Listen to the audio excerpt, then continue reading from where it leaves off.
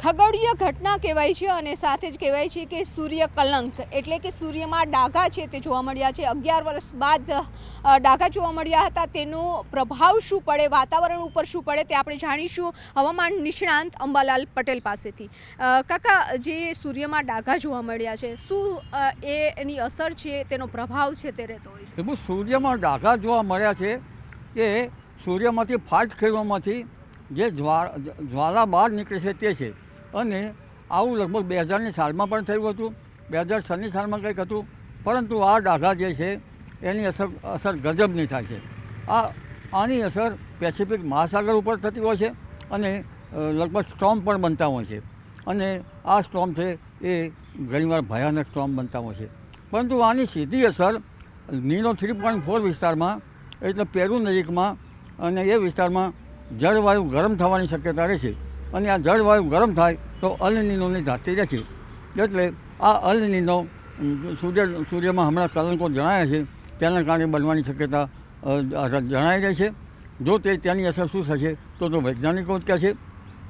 પણ સૂર્ય જે છે એમાં 11 વર્ષે જે કલંકો જણાય છે અને આ કલંકોની અસર વિશ્વ પર મોસમ પર જબરદસ્ત પરિવર્તન લાવતી હોય છે।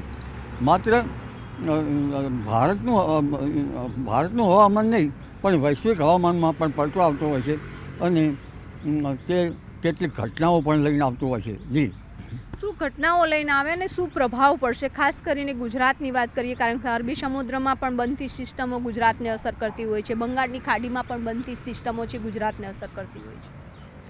ઘટનાઓ તો વૈશ્વિક હવામાનમાં ફેરફાર થશે અને જે અત્યારે ગ્લોબલ વોર્મિંગ કહેવામાં આવે છે તેની અસર થશે।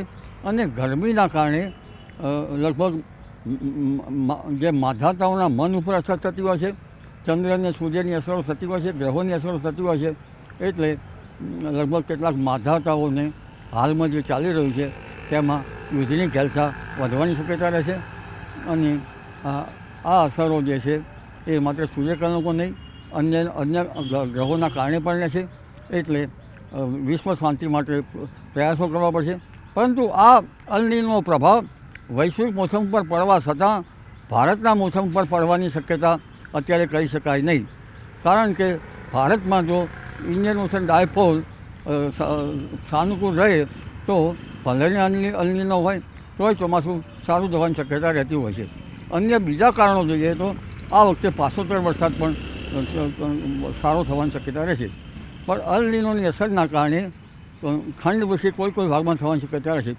અને આ જે સૂર્યકલંકો જે છે એ ક્યારેક બંગાળ સાગર પર અસર કરે, અરબી સમુદ્ર પર અસર કરે તો ત્યાંની ગરમીના કારણે 26 કે 27 ડિગ્રી કે 30 ડિગ્રી ઉપર સેલ્સિયસ જવાની શક્યતા રહેતા ત્યાંની ગરમીના કારણે અરબી સમુદ્રમાં પણ સ્ટ્રોમ બનવાની શક્યતા રહેશે અને બંગાળ સાગરમાં એક પછી એક મજબૂત સ્ટ્રોમ બનવાની શક્યતા રહેશે, જેના કારણે દક્ષિણ ભારતમાં વધારે પ્રભાવિત થશે અને આ એક પછી એક લો પ્રેશરો ભારતમાં બનવાની શક્યતા રહેશે। આ લો પ્રેશરના કારણે પણ ગુજરાતનું ચોમાસું સારું રહી શકે। તો આ હતા અંબાલાલ પટેલ અને તેઓએ કહ્યું છે કે સૂર્ય કલંક જે જોવા મળે છે તે સમયે વિશ્વના વાતાવરણ ઉપર છે તે પ્રભાવ પડતો હોય છે, તેની અસર છે તે થતી હોય છે। કેમેરામેન પ્રકાશ દેસાઈ સાથે વિભુ પટેલ, ન્યૂઝ 18 ગુજરાતી, ગાંધીનગર।